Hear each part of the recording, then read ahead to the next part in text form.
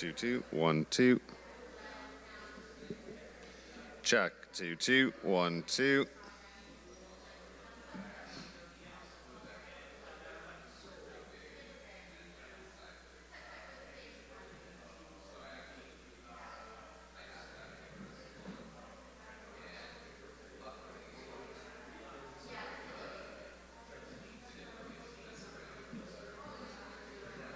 Two two one two.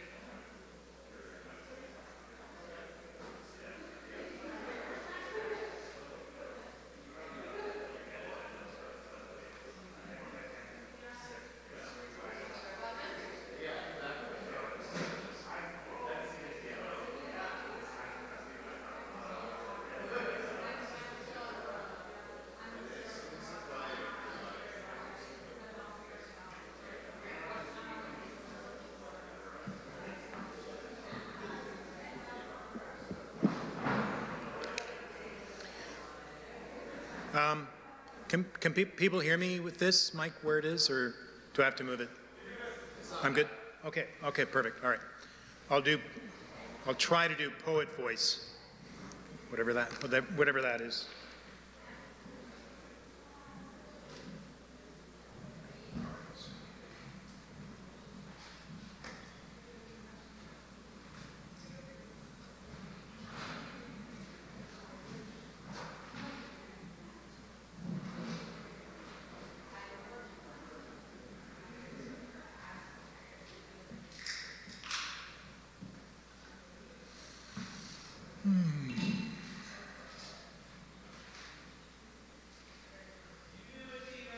I sure hope so. Okay, just checking in with one of our remote poets. All right, welcome everyone to the Versefest, Ottawa's Poetry Festival, running now for a decade, or more than a decade, right? 13 years. Amazing. Hooray! And, you know, it's enlivened the Ottawa poetry community just wonderfully for me. I mean, I've heard some of my favorite writers read here. A lot of people have sort of read their first poems in front of a large crowd here. So it's really great to be back post-pandemic, and thanks to Avonlea and everyone who's keeping the festival running. The Tree Reading Series is one of Canada's oldest, 40 plus years of hosting poetry events, 1 or 2, weeks a month. And there's for a long time now been a structure where there's a workshop given by one of the featured readers, and then an open mic. And Tree open mics, as Rob McLennan can sort of attest, for years and years have been amazing, right? Like this, David O'Meara would read in the open mic at Tree, Rob would read, all sorts of, poets who are now, really, writing great books were really starting out at Tree. And it's just been a really key part of Ottawa's literary culture, I guess, for a long, long time. And I feel incredibly honored to be participating in it. For a while, I was working closely with Avonlea and Brandon Wint, who can't be here, of course, he's in Vancouver. But Brandon took over as artistic director and has just done an absolutely astonishing job. We've had some fantastic writers. We've pulled in people because of the virtual format we've been working with for a few years now, from the US, from Australia, from all over the world, and we've had audience members join us from all over the world as well. So we've been sort of bringing people into the Tree community and broadcasting the Tree community to the world. Yay! So for this event, what we're going to try to do is to recreate some of the atmosphere of a Tree reading by having a brief kind of open mic, and it's 2 of the, for me anyway, the most impressive open mic readers that we saw at Tree, and one that we'll start with really read a poem that had a lot of us moved literally to tears. It was an incredibly brave, incredibly well-crafted work of verbal art, and I just want to, invite Chico Tonga, an Ottawa U politics major who is maybe drowning in assignments now, but she's going to be just kind of overwhelming you with her words for the next few minutes.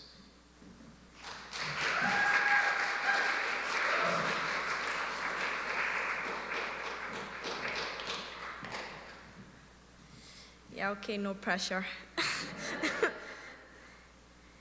Okay, so this one's called The Wedding. A teardrop appears in the bride's white dress, a small black hole sinking into the center of her. She feels its slow depression, feels the salt burn through layers of taffeta and sweating skin.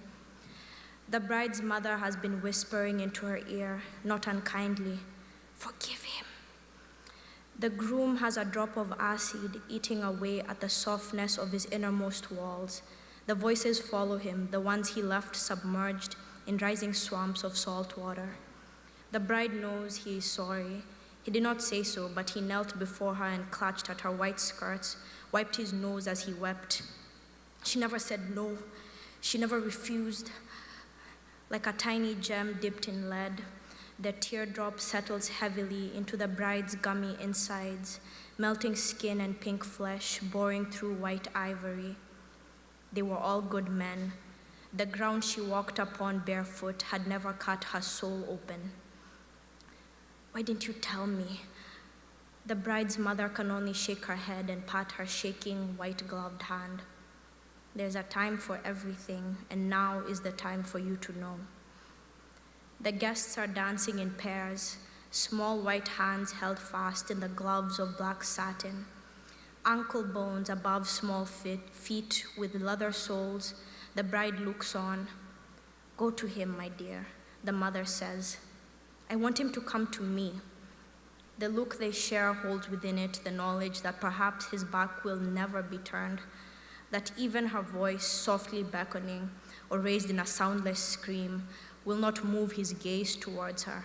She must go to him with her head veiled and bent.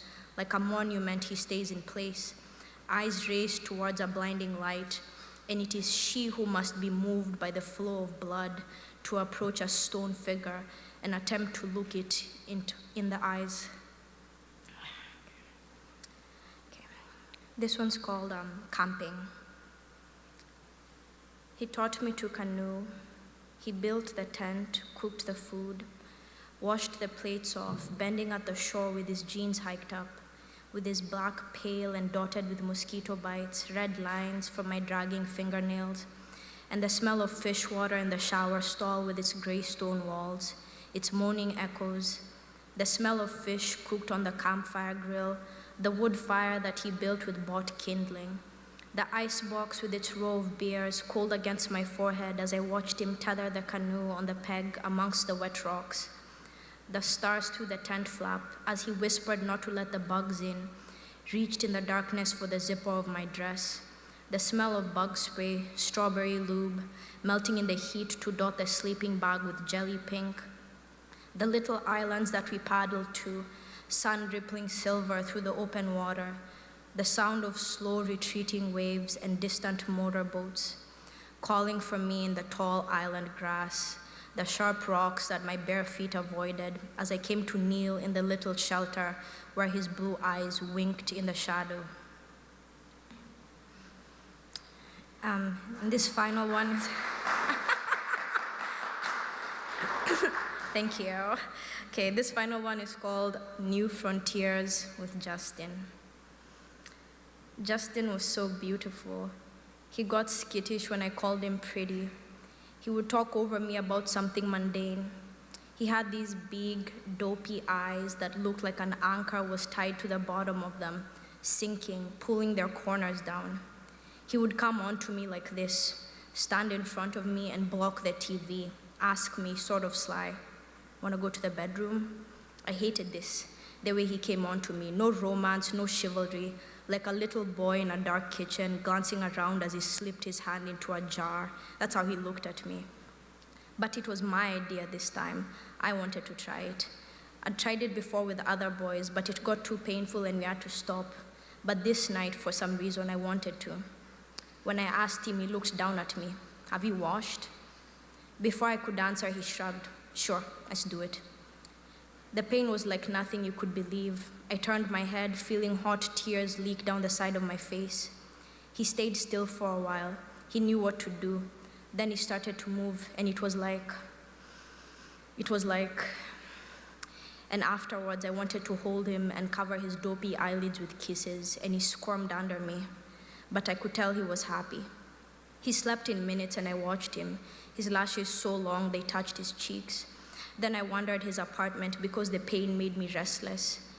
When I wiped down there was blood on the tissue. I walked around his living room touching things. I opened his fridge. I'd been hanging around here too much. I could tell he was starting to get sick of me.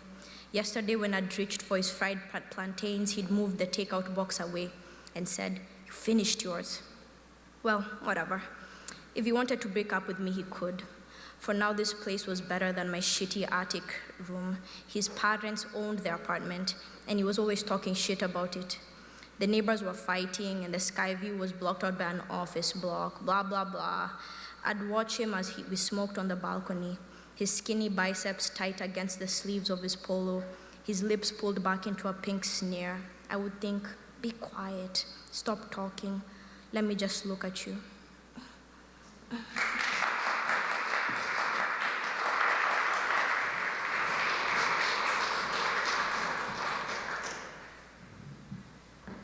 Yeah, just wonderful reading. The brave sensuality that is there, that's like not easy to do at all. And then the details, right? Like the tent and the clothing having like the openings happen at the same time, just absolutely gorgeous. Our next reader, who has written similarly really amazing poems for someone who is really at the start of the process, is Vera Hatchik. And she's a writer from Ottawa, studying English at University of Ottawa and history, has had work in the Manila Review, Common House Magazine, and elsewhere, and has really like an unbelievably surrealistic sense of how to sort of make connections between just unexpected things. So please welcome Vera Hatchik.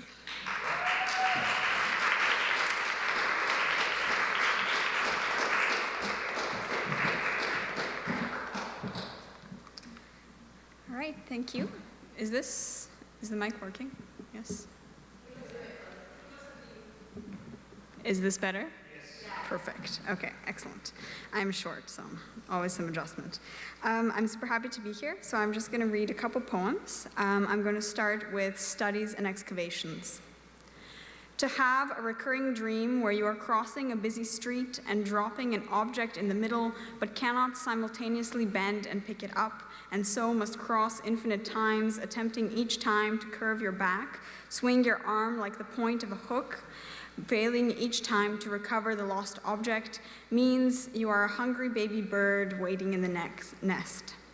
To dream of two spiral staircases helixing around each other but never touching, so that when you descend you are always facing the neck-like curve of the opposite staircase, is to be easily swayed by the workings of serpents and garden variety satans.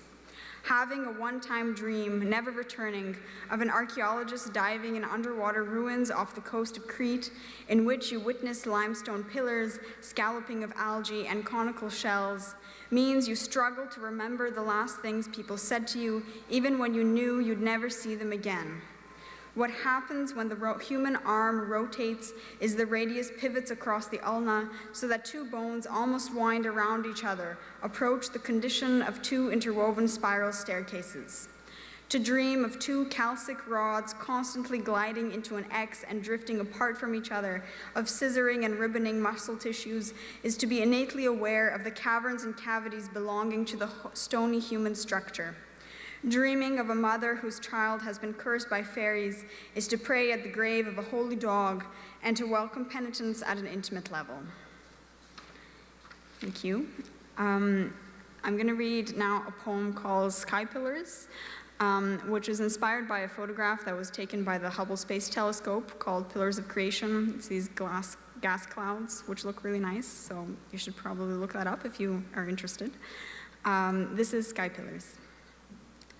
Infinitesimal longings are sometimes necessary if we are supposed to feel anything at all. Sometimes it is obvious that everything's fake. Have you ever looked at the pictures taken by the Hubble Space Telescope? It feels illegal, zooming in on your computer to get a better look at those colors, those secrets from another galaxy, pigments reminiscing about life, death, expansiveness. This probably is photoshopped, like the moon landing. How could a person be so physical and real as to leave neat, sumptuous footprints on the moon's crust? Most people certainly don't believe in the vast spread of space. Even people who have been to space surely do not believe in space.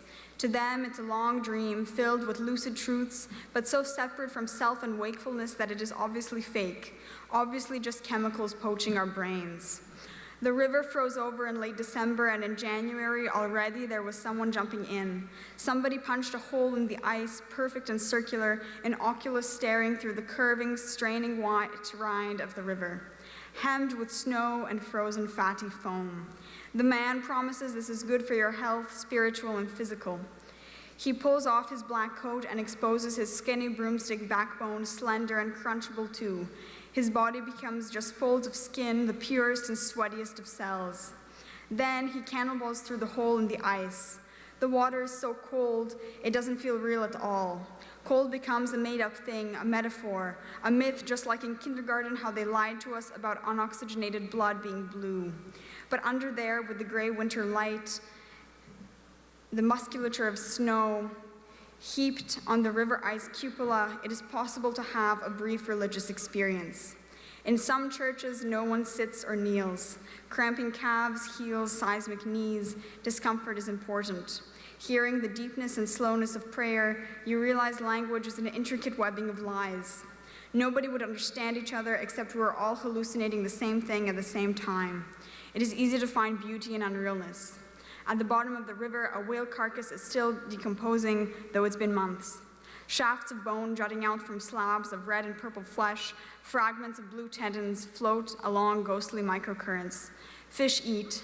A team of scientists whirlpools down there in a Daedalian submarine encumbered with barometers and other arcane gizmos, and they've brought along a huge saw, and they're going to use it for scientific reasons, apparently. Apparently, they'll cut right into the dead whale's bone and let the marrow spill out, sample as it clouds or wafts into the water. Whale bones can be thicker than human rib cages. Whales might be figments of our collective imagination. Do you really think a mammal that big exists? You think it really comes up every hour to breathe, to enjoy the spray of sun on its rich blue back? I find it difficult to believe that anyone who has seen a whale is not making it up, at least a little. And yes, I've seen one too, but from a distance. When the scientists smear the whale marrow across a microscopic slide, they observe small cosmic infinities, luminous structures, outcroppings of satiny gases which tremble and hum and also sway, oscillate in colors which do not exist, at least not to us, at least not on Earth. A green that is golden, a stretched sheet thin, blues that are lithe with revelations, penetrated by red and pink as though these are just facts. You look long enough and you see people you know in those spectral constructions. Is that how you tell if it's fake? If it speaks to you? Someone might ask you to lie on your back. Now maybe ask yourself, do I feel more connected to the Earth? Perhaps we can tell now whether we're part of something, even if it is only molecular. I potentially have come this far.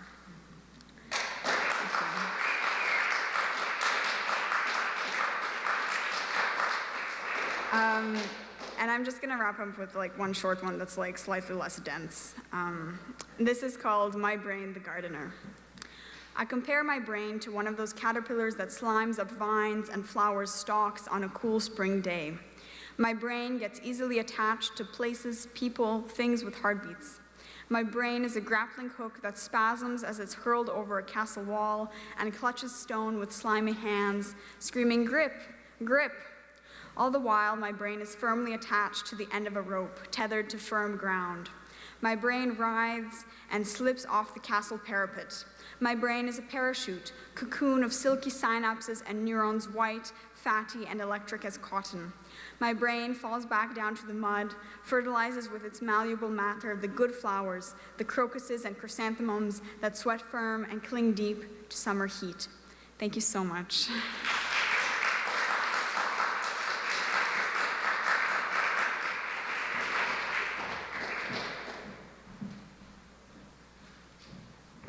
Thank you, Vera. That was perfect representation of what, you know, at Tree we hear so often. It's just absolutely mind-bending to go from the pillars of creation through, you know, the human body, just to the moon, and then to the whale. I mean, it's just absolutely, those flights of imagination are unbelievable. And we're just really grateful to have Vera here in Ottawa writing poems like that. Amazing. Our next reader has been an Ottawa poet and Montreal expat, which we share, actually. We're both Montreal expats. And she calls both cities home, and we kind of both do that. You can never really forget Montreal, actually, in your bones. Vivian has had a book out, a little chapbook with Textualis Press, which was done by David Stymist, who's been on the board of Tree before. But she's also been in Prairie Fire, ARC, Ottawater, Paris Lit Up, Peter F. Yacht Club, Glosses for PK Page, and Studies in Canadian Literature. So, you know, she's been shortlisted for the Diana Brebner Prize twice and been featured on the Parliamentary Poet Laureate's Poem of the Month program. So, one hopes that the manuscript Vivian is working on will be sort of read here, and that it'll be in the hands of a publisher that will be very delighted to have it very, very soon. Please welcome Vivian Vavassis.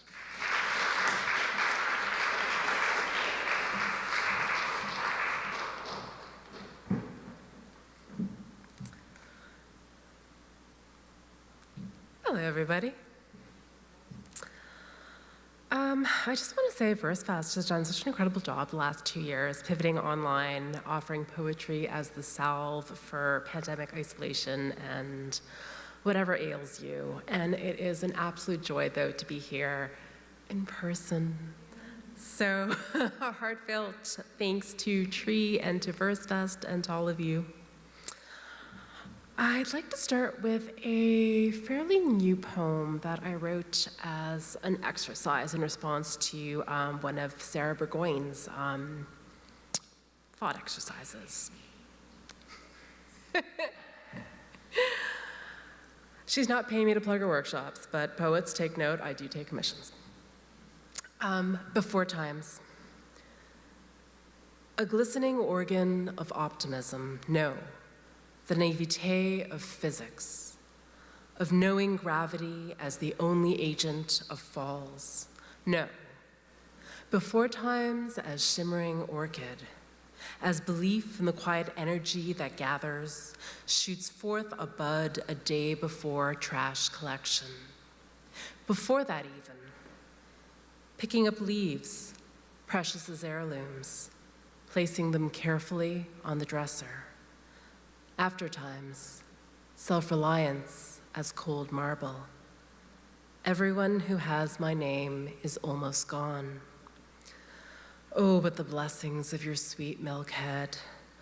Oh, but the blessings of your little arms wrapping fiercely. The fear one day I'll be gone.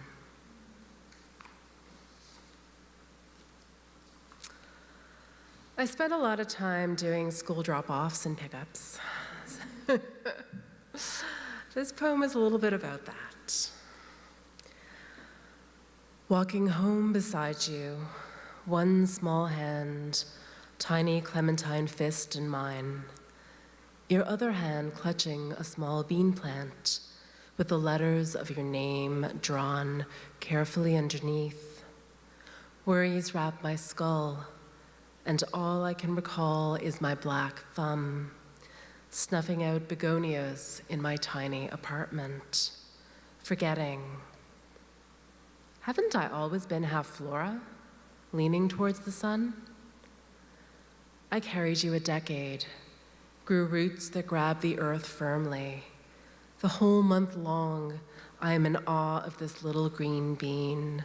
We water it together and show it to the sun. I can hardly believe how it pushes through the loam, knocking dirt onto the dresser, fierce, desirous of life. And I know now that I am the frozen bank, thawing in the spring, and you are the marigold bursting through.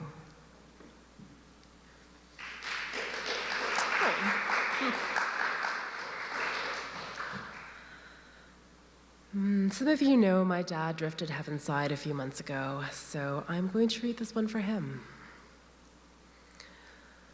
The house I grew up in. Late afternoon streams in through the window, painting golden streaks across faces, igniting the firefly dust that hangs between us. Or maybe it's night and the moon is an opal my father hung outside the window beside a candelabra of constellations. The house I grew up in was torn to rebar, archived now in honeycomb mind. My father carved the chairs we sit on with hands rough as an ox's hide, the lines in the maple delicate as veins. We ring the table, each of us petal, cradling the calyx. I call everyone aunt or cousin, though we share no bloodlines. Our DNA is familiar stories, a hand on a shoulder, honey cake moist on our tongues.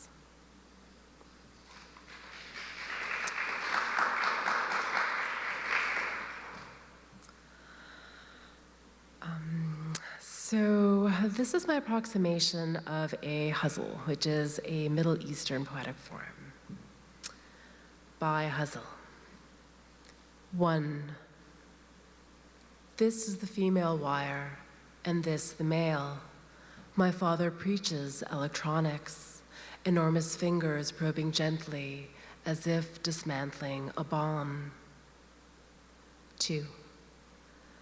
At 11 years old, the bathroom is the only room where you can think your own thoughts, the epiphany of the machine, a map of veins and chambers, an orchestra without a conductor. And then there is the problem of the soul. 3. I asked God for a sign. I closed my eyes and spun my Dorothy tornado, crashing on the Kansas tile. A purple eggplant on my head told me not to ask again. 4. Thoughts hum like broken street lamps until the whole neighborhood is electric and snapping. My entire body flickers. 5. To kiss a girl is to eat very good fruit. To kiss a boy is to eat very good fruit. The sweetness of figs, the architecture of instinct, heart bursting against the scaffolding of rib cage. 6. In my mother tongue, tables are female. In the city that raised me, tables are male. A table is a fine surface for propping up plates, replete with hearty meals. 7. At parties, my mother folded my femininity into culottes, while dresses spread around me like daffodil bells. I longed to be a flower, the stems of my legs protruding from petals of tulle. 8. I am sitting at the kitchen table, my words a babble tower that pushes air past my mother's earlobes as she struggles with phonemes, songs on a distant radio. Don't tell your father, it would kill him. 9. I hope I never have to come out to my son. I pray he catches on to my language, my stories, casual as a summer rain, and knows love speaks to me in concertos, that I'm in love with the kindness of humans, that tender spot beside the temple on every face, that I could spend a lifetime peeling back your artichoke layers, yes, even yours.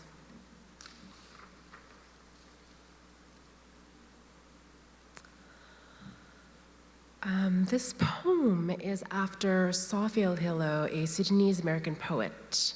And if you haven't read her, I highly recommend getting one of her books. She's wonderful.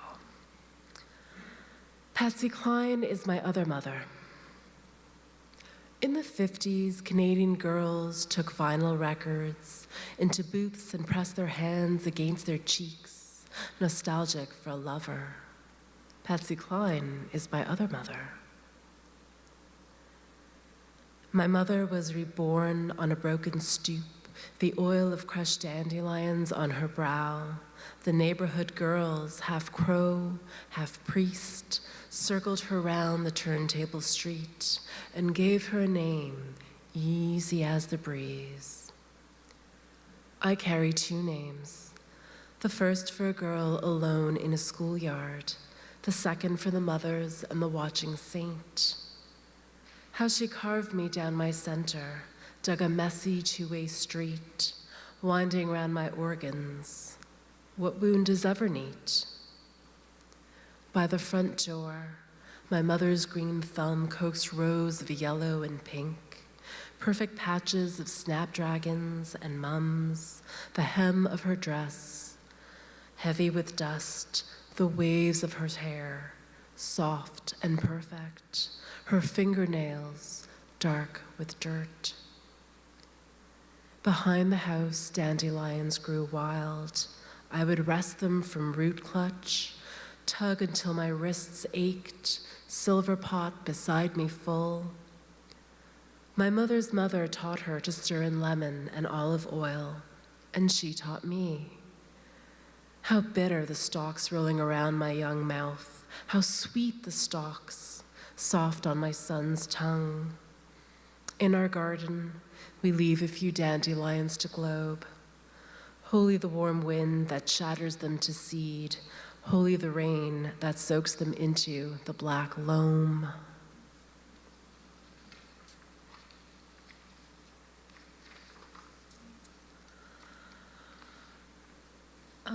Almost all of the poems I'm reading tonight are from a current project I'm working on, but I wanted to throw two little poems from a chapbook.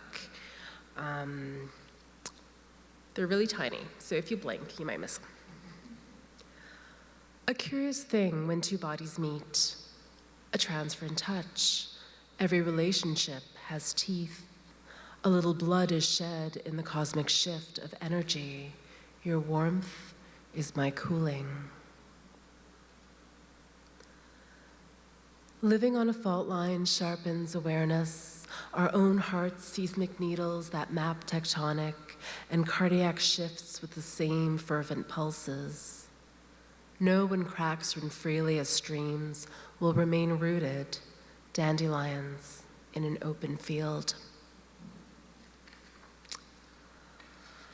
And I've just got one last poem I'd like to share with you tonight. It's an elegy for Stephen Heighton. A number of us here knew him. I actually met him through Versefest a couple years ago, and 6 years ago he read on this stage. Elegy, Pascha. Your words, pollen blooming encounters with displaced thoughts, persons, a dissipation of the right to apathy. Lesbos, an island of my sapphic desire. Stone goddesses forever slink in pale peach frocks, noctambulant in the dark, intermingled now with leafy rafts, unseaworthy, and you rushing to meet, bobbing bodies, bring them sobbing with relief, fright, flashes, memory, trauma, home, leading them half lost in your mother's land, moon-silvered grass, branches gouging, stiffening spine, resolve, wilting hardness, kicks a plum, soccer balls later, kids giggling Helios on their backs. I meet you somewhere in the scaffolding of honeycomb mind, mnemonic wax of conversations, emails perfumed with your poems. Do you remember reading in the nave, hairs perking up in the conch of Zeus's ear, full moon of my belly between us? Your kindness, concern when I left early. For weeks you sent me stories about raising small humans, snippets of haiku laced with lyre gut. I learned you had been sick during the Holy Week, smacked me broadside, stomach, a fist-clenched clam, a makeshift altar on my bookcase is small. Bamboo cross and purple kadili, any toast today, bittersweet, wine and bog water embalming our encounters. Travel well, I still owe you a home-cooked meal.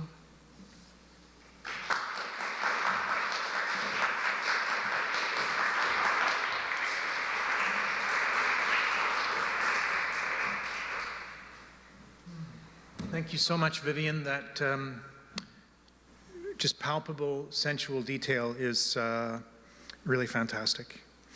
Okay, so we will have some sort of digital intervention here and get Stuart Ross online, but I will give him an introduction here as I send him a text. I've been texting him a little bit just so he knows what's going on and where we're at. He's watching the stream, but it's a little bit delayed, so give me 1 second here. You are next, Stuart. Okay, and I'll introduce Stuart. So Stuart Ross, I mean, as someone who's known him for a very long time, it's really difficult to know where to start. He has been such an instrumental person in so many of our writing lives here in Ottawa that it's hard to think about what poetry might be like today without him. He's been an editor for so many people. I mean, you know, most of the, not most, maybe, I don't know, but a lot of the major poetry presses, you know, invite Stuart to be the copy editor or editor for a lot of their books. And he is really such an incredibly insightful poetic mind. Unlike a lot of editors, Stuart is able to kind of see the work you want to create and to kind of, like a kind of Michelangelo of your own voice, like kind of pull you out of the stone of what you're trying to say and get your most authentic voice out there. He doesn't come with any kind of pre-existing ethos that he wants to, you know, put forward for you. And that's just a personal tribute because I'm so grateful for having known him. But he's been active in Toronto, making poetry, chapbooks, and getting poetry out there since the 70s. In 1987, he founded the Toronto Small Press Book Fair. In 2008, he was a founding member of the Meet the Presses Collective. He's the author of 12 full poetry collections, including 70 Kippers, which is a collaborative work with Michael Dennis, who also has passed away in the last few years.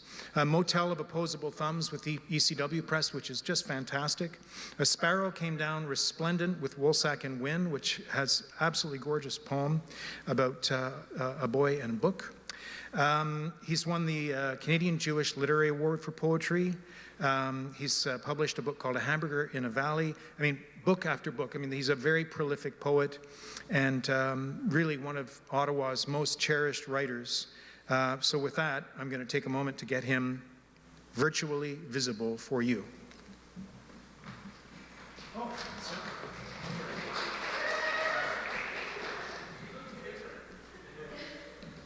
there he is!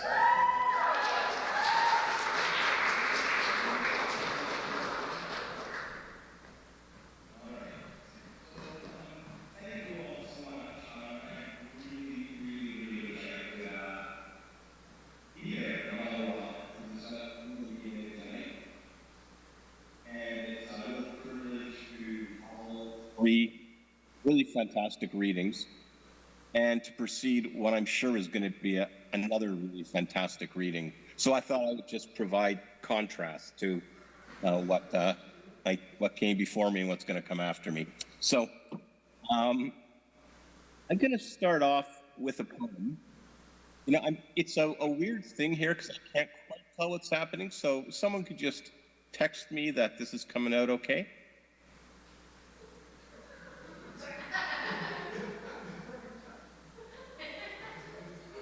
Perfect. PWRFECT. Thank you again for having me. Thanks for finding a way to include me, even though I'm sick tonight. So I'm really happy to be part of this. And Ottawa is, I spent 50 years in Toronto. I live in Cobourg now. And Ottawa actually feels like my poetry home. So it's an honor. I'm going to start off with a very short collaborative poem that Michael Dennis and I wrote together, and it appears in our weird little book, 70 Kippers. This is Kipper number 35. It pointed west. Fuck that setting sun. You can't trust anything orange and yellow.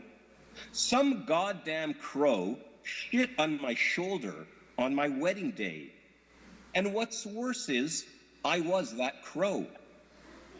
I kept heading west until the horizon was a blue line etched across my eyes. And I really appreciated hearing Vivian Remember Stephen Heighton, World Poetry Day, and I remember Michael and so many other people, really. I'm going to read, I guess this is a really appropriate poem for World Poetry Day. It's called Everything. It's from my book, A Sparrow Came Down Resplendent. You listen to terrible poetry. I listen to terrible poetry. Rod Steiger listens to terrible poetry. A squashed caterpillar listens to terrible poetry. The town crier listens to terrible poetry. Emma Goldman listens to terrible poetry. The flaming sky listens to terrible poetry. I wrote a poem. I was lonely. I wrote a poem describing how I was lonely. Many a person said I should write a book. The next day I wrote one. I called it Eschew My Feet. It was copyrighted. It made my muscles sore to write it. I went to sleep. I dreamed about everything. When I opened my eyes, everyone became very emotional all at once.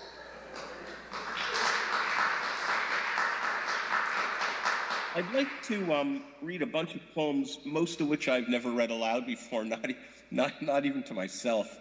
It's from a manuscript in progress, which is either going to be called Alternating Leg Motion or Neither Foot Forward. So we could have a vote next week about that, which is a better title, I don't know. But this is possibly the title poem, Alternating Leg Motion. It's amazing, those legs beneath me. How do they decide which one goes first and which next? How do they decide where to carry my torso, my arms, my noggin? It's stupid when he calls it a noggin, they think. How do they decide which streets to haunt, or when they will limp, when they will hop, when they will fold me into a deep chair from which I will never rise?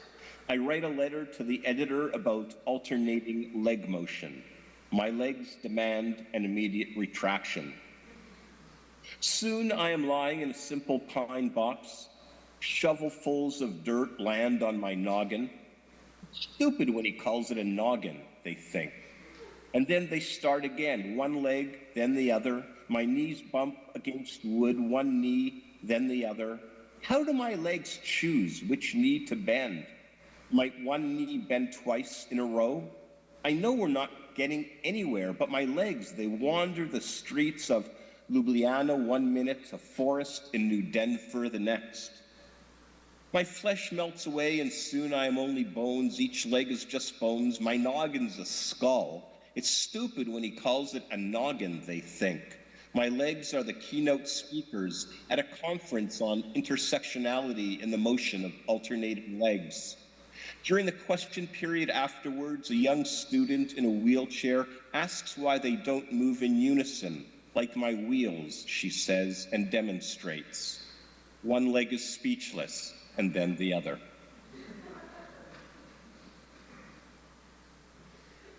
The Jungle Pyramid. A jungle is a cartoon rat searching for food.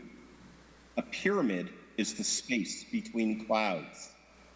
A jungle is 3 pine cones trembling in a fire pit. A pyramid is a river that's lost its way.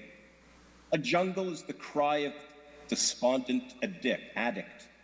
A pyramid is a porcelain ashtray filled with jujubes. A jungle is the lighting of a candle in a busy intersection. A pyramid is an aphid floating in a lukewarm cockfee. A jungle is a pretty good idea crammed with walnuts. A pyramid is a firefighter's tragic decision. A jungle is a procession of mourners crossing the horizon. A pyramid is a statue of Kafka, its left hand shattered. A jungle is the instruction manual for a 3-speed blender. A pyramid is a wave engulfing a downed constellation. This next poem is about my 2 maternal grandparents, Sam and Nina, Sam Blatt and Nina Mandelbaum. Mandelbaum, I never got to meet Nina. Well, she met me. I was 6 months old when she died, so that's here. Mandelbaum plays with her grandsons. Blatt sits at his black contraption, his foot pumping the treadle, his fingertips feeding the gray fabric through a hem appearing like a grimace at night. Nina is in the family room, her inky eyes looking down on her grandson's head, her grandson pushing blocks across the floor, red and yellow sedans speeding over the carpet's vast desert. The other grandson sits too on the floor, his face just inches from the TV screen, a black and white clown peering back at him, their noses almost touching. Nina knows she may never see the third grandchild, depends on her tumor's schedule. The smiles that occasionally illuminate her quiet face are brief and beatific. It's a relief to sit her with these children, or with other daughters, the girls, or with her other daughters, the girls and their brother, the prince, because otherwise she is back in her 30s, in the 30s, pressed with Blatt to the radio, listening to the crematorium smoke, the howls of those who disappeared, who boarded boxcars of suffocation, somewhere across the ocean, and Blatt spits on the side of his fist and erases the white chalk line he's drawn on the fabric. So many Blatts and Mandelbaums have vanished, but these fine gray pants have hems.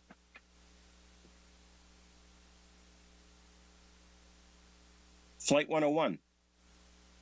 Some of these titles come from Hardy Boy novels, by the way. I think this is actually called The Secret of Flight 101 or The Mystery of Flight 101 or something. And this is my sonnet interpretation. I stood in the galley, examined the list of passengers. The wheels folded into the bottom of the plane. Everything rattled. We had a professional golfer, a night janitor, 3 dentists in need of fillings, a poet and an obituary writer, a retired police officer, an accountant, a typesetter from the lead type days, a secret agent, a dog groomer, an urban planner, 6 curling champions, a translator, Slovene to Maltese, a high school teacher, an opioid vendor, a rabbi, a convenience store owner, a karate expert, a forensic pathologist, a choreographer, a cat, 2 construction workers, a crossing guard, a dominatrix, a social worker, a chicken sexer. Some opted for peanuts, the others for pretzels. If I was one of those kinds of poets who actually had metaphors in their poem, this would probably be such an incredible metaphor for God knows what. My ideas, my floor, my mother. I drank only a small coffee in the morning. That was my only routine, according to the profile of me in the November issue of Compound Blister. The pendulous brain of my dream world would knock the empty espresso cup off the table. Upon the espresso cup is a photograph of my mother's face, positioned within a light bulb, underneath which a manufacturer has installed the words, "You light up my life," in a barely legible pink script. I busy myself. In my head, I visit my mother's grave. In the distance, a black squirrel leaps like a cartoon ball, bouncing along the lyrics of "Don't sit under the apple tree with anyone else but me." There are not enough hours in the day, not enough days in the week, not enough staples in the centerfold. We do not always proclaim loudly the most important thing we have to say. That's what Walter Benjamin told me. I told him that I watched 7 YouTube videos to determine how to pronounce his name, and each pronunciation was different. I pick up the espresso cup, place it in the sink. My mother descends into the soapy water, her ideas intact. When the reporter calls, I tell her my brain is located in my head, which is located in my kitchen.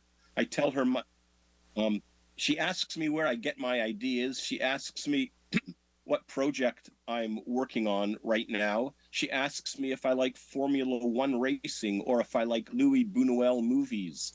Then she holds up a hand, palm facing me, dirty fingernails facing her. Forgive me, she says, I approach too many questions. It is true that to ask is to approach, to become nearer, even to loom. I tell her I have a story to tell her.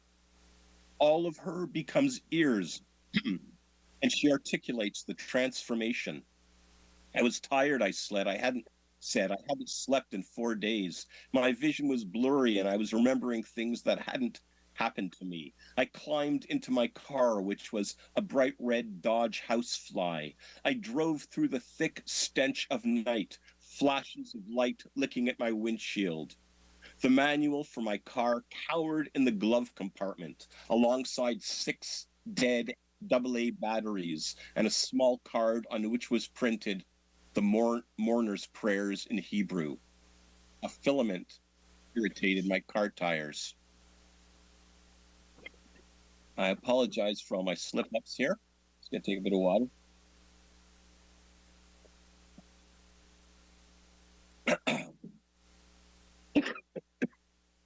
A film festival. A movie about 2 people. A movie about 2 can openers. A movie about death crawling through a supermarket.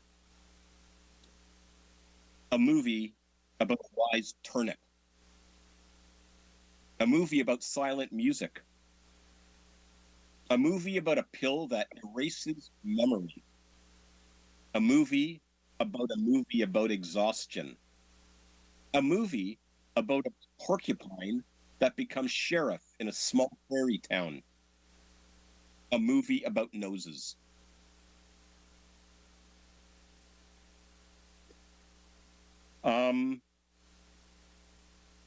This poem, I was asked to write this poem for a publication that was put out by Underline Studio Design Studio in Toronto to commemorate a massacre that took place on May 14th, 1980, in the waters between El Salvador and Honduras, and it was a slaughter perpetrated by the Salvadoran army.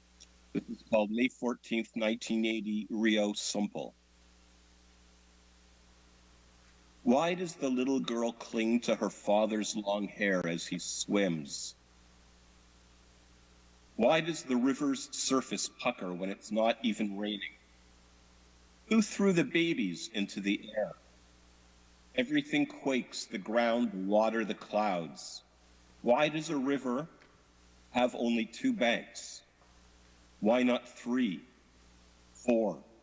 How come the earth erupts from the ground? Why does the woman tie babies to her body with her bra strap? How strong are her arms? How do you stop an infant from screaming? How long will the copters hover above the shimmering blanket of black? What is that quiet that comes from the depths? The stones that riddle the banks are skulls. The town is so far away. Was there a town? Can 600 truths rise up from the waters? A memory escapes, a fluke. It hides in the woods.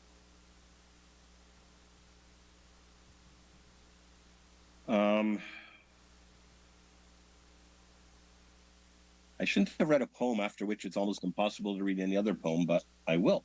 And this is a poem actually that I wrote in dedication to my friend Cameron Anstey, who's, as I'm sure all of you know, an extraordinary poet and just an extraordinary human being. It's called Song.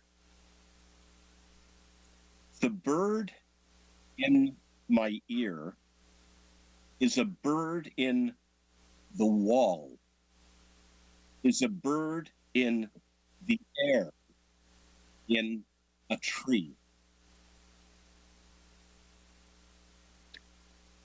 And just 2 more poems. This is called I Wasn't Really Prepared for Any of This. For the blue-green fog that permeated my brain, the glacier in my glass of Coke, the dog that quoted Heraclitus, the book whose vowels blinked on and off like a Broadway sign, I just wasn't prepared. The wind that blew the river away, the tree that took my car for a joyride, the cartoon duck that bore my voice, the executioner's winsome smile and endearing cowlick, the burlesque dancer in my cereal bowl. I confess, I simply wasn't ready. For the library filled to the ceiling with bright-eyed dolls' heads and expressionless war criminals, I came unprepared.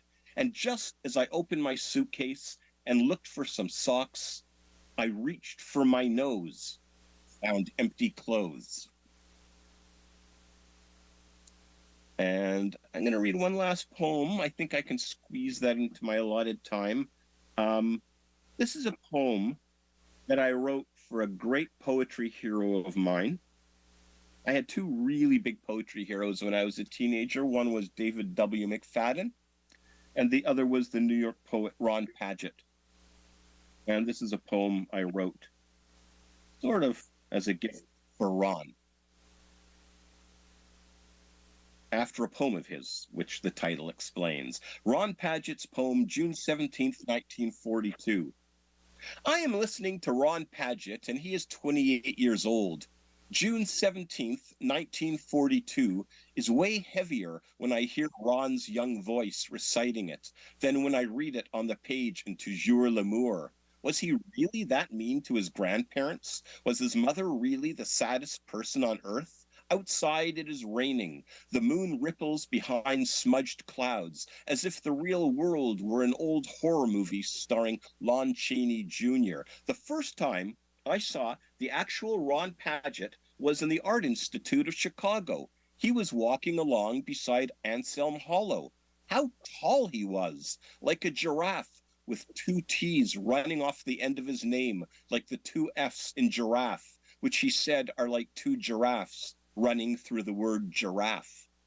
I saw Ron again 20 minutes later when we crossed paths again in another room in the gallery. I don't remember what the art was, but it was probably contemporary, maybe some Jim Dine, some Yoko Ono, because I don't like much of the old stuff. And then one more time, I passed Ron and his friend Anselm in yet another room, and I heard him speak. That warm voice coming from his bespectacled tallness reassured me that this was the world I had chosen. Poets weaving in and out of galleries 24 hours a day. And later, I saw him and Anselm Hollow read at the School of the Art Institute of Chicago. After my friend Richard Huddle took a photo of Ron with his arm around my shoulder when I finally introduced myself to him. I'm the guy who sent you that chapbook, ladies and gentlemen, Mr. Ron Padgett, which I didn't actually say, but look how it adds dramatic effect to this poem. An arm of Ron Padgett was around my shoulder. And now Ron is old, and I am close to old, though already old to the young poets who have no interest in me. And Ron is doing something right now. Anything that Ron does is interesting, in my opinion. So he is doing something interesting now in New York City, where he lives. Now when I'm writing this, and now when you're reading this, maybe he is listening to his 28-year-old self read June 17th, 1942. The day he was born, but I doubt it. Maybe he's sitting in the Neptune diner eating a bowl of matzo ball soup and thinking about some untranslated poem by Guillaume Apollinaire. I am listening to the sound of car tires rolling up and down Division Street in Coburg, where I live, and you can tell the streets are slushy with snow and rain from how that sound sounds. I have never stopped to think about the word household. A household is comprised of all the members of the family who live in the house, plus the servants. I summon one of my servants. He tells me he has never stopped to think about the word summon. I bet someone wants to go fetch a book by Ron Padgett, he says. I ask for Triangles in the Afternoon, which is located in my piano bench. Now here is the strange thing. I just researched triangles and discovered that the triangle falls into a class of musical instruments known as idiophones. Yesterday in Toronto, I bought the book Idiophone by Amy Fusselman. I didn't know what an idiophone was, but I bought it anyway because I really liked her books 8 and The Pharmacist's Mate. The first line of Amy Fusselman's book Idiophone is, "I can't sleep in this uncomfortable New York City cab." Once in New York City, I was with Ron Padgett, and we saw his friend, Richard Hell. Name dropping is the best way to end any poem. Thank you again very much to everyone here, and thanks so much to the Versefest crew. You are amazing. It's been a privilege.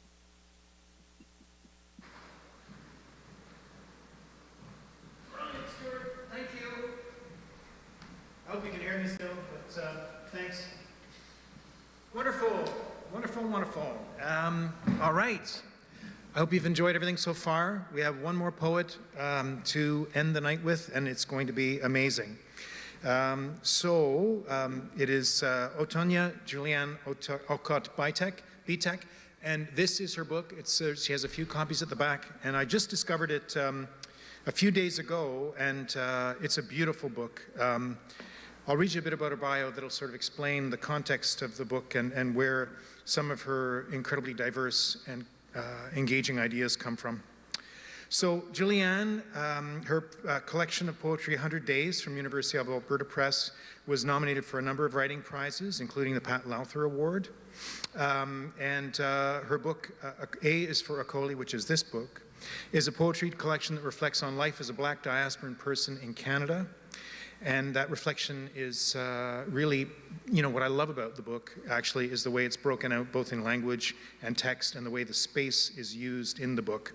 There's some visual poems in there that are really, really striking in terms of the context of Black and used as negative space in some ways.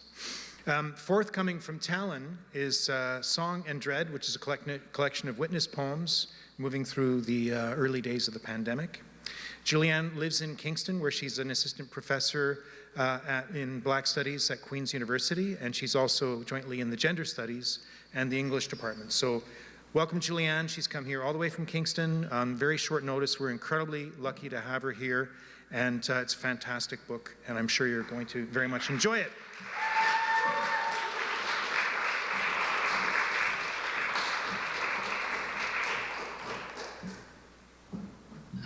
Thank you so much. Is my voice clear? Yes. Okay, great. It is quite an honor to be here at short notice, and thank you, Stephen, for making it happen.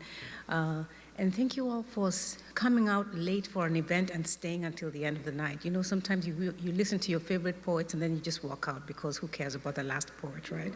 So I'm really grateful that you're here, and I'm particularly grateful for Basma, who also is from Queens, right? And she came out tonight.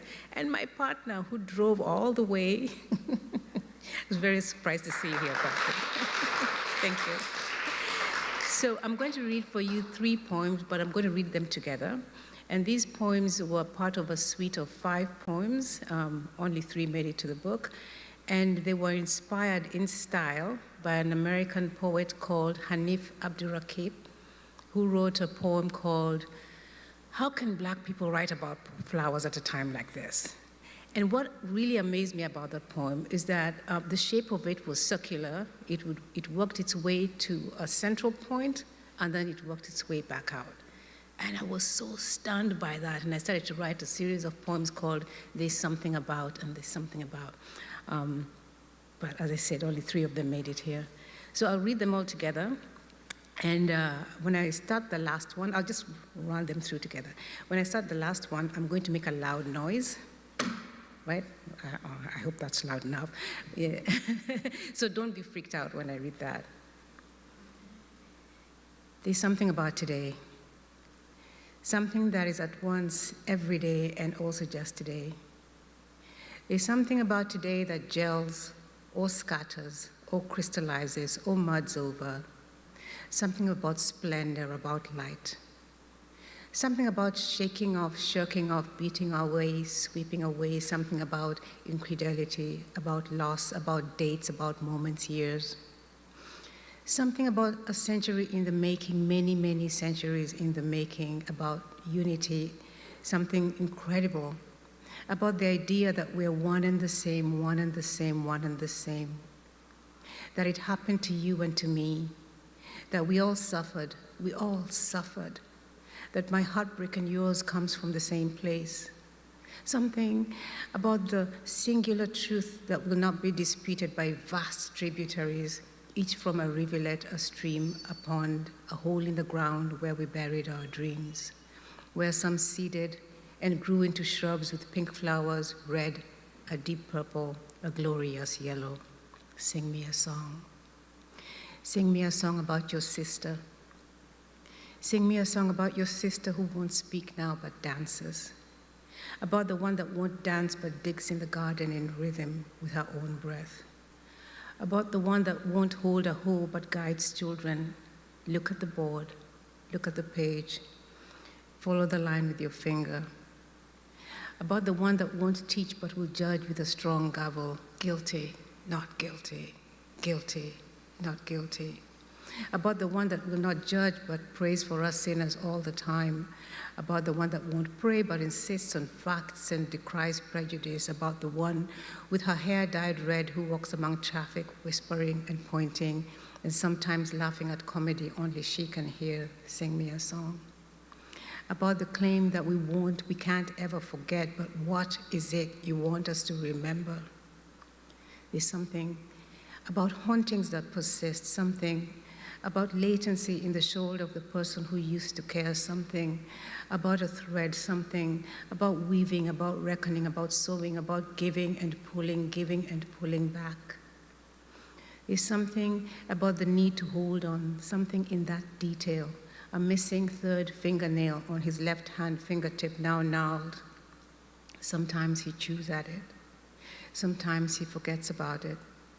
Sometimes it takes him back to the moment when a car door slammed on his finger and how he couldn't pull his finger out and how he screamed and how the adults shouted and how someone banged at the door and how the car door stopped, not having really gone yet, and how he howled, how he pained, how he thought he'd never forget. Oh my God, what are these stories that you want us to remember when we hold these stories in our bodies?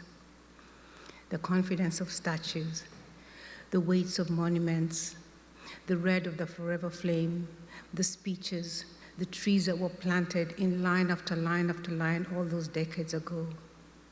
There's something about the thick sludge of time today, something undulating, something uncompromising, something tight. Something about lethargy, about sadness like a constant keen, about heartbreak, about death, about illness, about sorrow. And there'll always be something unforgiving about knees as weapons 8 minutes long, about mothers, about ancestors, something about kneeling afterwards as political supplication, all striped, all masked, all ideologies, all heads bowed with kente cloth draped about shoulders. We love Black people today. We love Black people today. We love Black people. There's something about kneeling that's not to be confused with kneeling as fervor, like the Mother of God, like the girlfriend of the Mother of God, like the girlfriend of God at the base of the cross in tears, in prayers, in defiance of the armed ones who man the stage because there's a chance that crossed men could step off and go about their lives. There's something about mothers and ancestors and prayer and the tennis player who tells it, I will not play. I will not play, I will not play, I will not play. Play, play, play tennis, play games, play nice, play time, play power, play bets, play escape, play white skirts and upper arm strength. I will not play ball. There's something about the spin, the curve, the speed of the ball skimming the net. Something about nets, about fish, about oceans, about ships, about continental seaboards and statues at the harbor, at the square, at City Hall. There's something about today that's likely to be forgotten. Something about memory like a pall, or fishnet stockings torn at the knee of the girl with a bruised face who will not talk about it, but no one will ask. Something about the yoursness in the body of another. Something about a knee, an afro, a power fist, a rejection, a claim, a fatal moment. Something about rejection, about the refusal to name something, the call in the role that claims us in this moment that we will all but forget. There's something about Vancouver, something about freedom, something about dignity, about being a woman today, about how a good education will save you, something about God, prayer, faith, about the strong traditions of your people, about African culture and black girl magic, about black pride, like, be proud of yourself. Something about the importance of economy, about working hard, about capital, something about shadow, about colonialism, about our aboriginals, about our First Nations people, about ours. There's something about that meme floating about online that spreads the romance of African people who learn to sing each other's songs and uses them to fend off evil that's been beautifully packaged as Ubuntu. And of course, the entire world singing Bob Marley's One Love, One Heart, let's get together and feel all right. There's something about the language of belonging, about memory, justice, healing, about opportunities to begin again in a new country. There's something about welcoming refugees, about the Quebec Minister of something telling us that women should not wear the hijab, because wearing the hijab means women are not free to wear what they want. So women must not be told what to wear because they're free to wear what they want, but not the hijab because she said so. There's something about how face coverings are now required, something about how those face coverings or masks or whatever language is in vogue is a declaration of care, of you for me, of me for you. Something about being in this together in this country that's as white as Dana Claxton's buffalo bone china and as old stock Canadians. And for sure, for real, there's something about Buddy. Something about Buddy riding a bike towards me those 2 weeks ago on Main and First. Something about the way Buddy gets off his bike and addresses me directly, about not belonging here. And I'm all, what?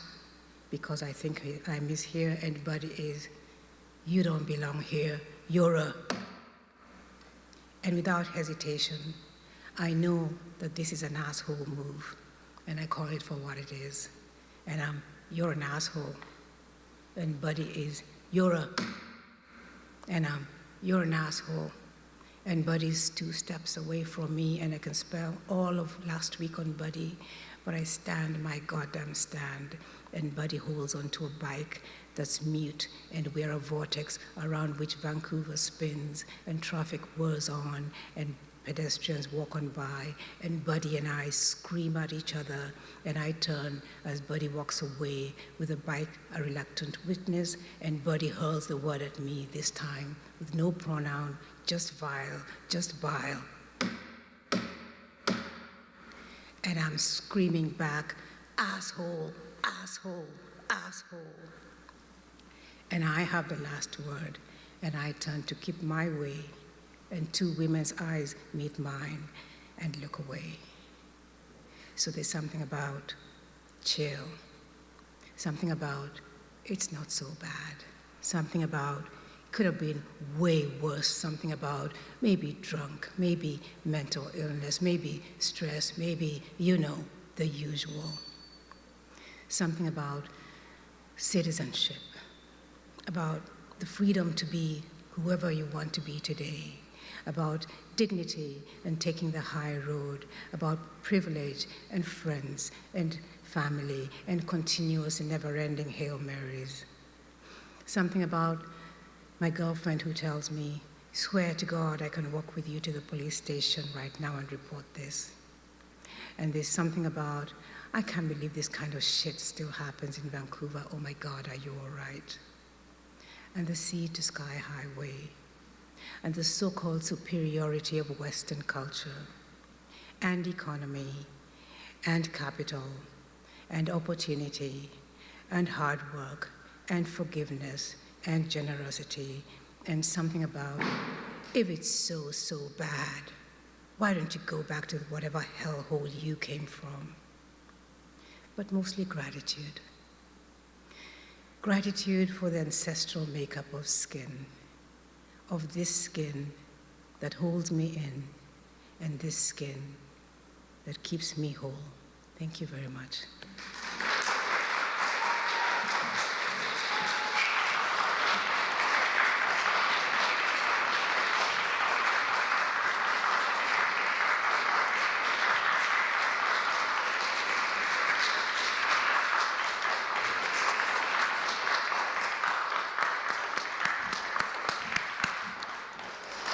Thank you so much, Julianne. That was very fitting for the, what Brandon Wint has tried to do with Tree. From Chiku to Rivera, everyone here has read work that you would not normally hear, I think, at events. There's real beauty in it all, and I just feel privileged to have listened to it. And I think we're done here. There is a sort of hospitality suite at the Embassy Suites just around the corner there. I think I've got the right direction. And am I right about that, Avonlea? Okay.